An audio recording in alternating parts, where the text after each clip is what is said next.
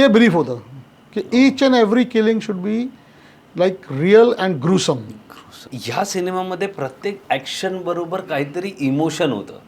म्हणजे जो पहिला तुम्ही बोलला जेव्हा तो बाबू डकेतला मारतो त्याचं ते इमोशन निघतंय का, जेव्हा जेव्हा हमजाची ॲक्शन आहे, प्रत्येक ॲक्शन म्हणजे पहिला धुरंधर पार्ट 2चा जो पहिला सीनच आहे तो ॲक्च्युली इमोशनल सीन आहे की तो त्या रागात जाऊन एक एक एक एक एक एक मारतोय. हा जो बॅलन्स होता की ॲक्शन तो आहे कारण आपण एवढे वर्ष ॲक्शन बघितले, पण प्रत्येक फ्रेम प्रत्येक वेळेला ते इमोशन पण ठेवणं.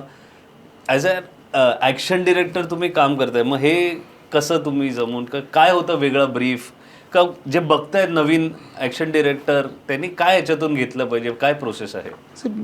जे मी सांगितलं पहिलं की आदित्य सरांचं जे ब्रीफ होतं ना ते ब्रीफ लाईक इतकं क्लिअर होतं ना.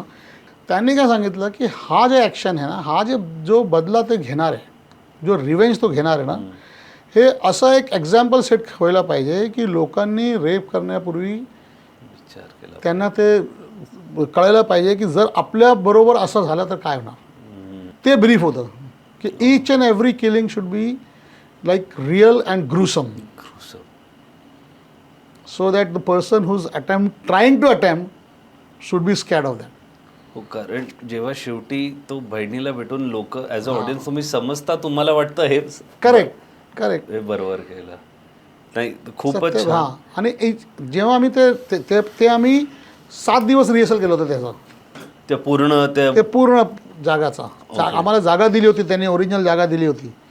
ते तिथे पिढीचं पण काम चालू असायचं.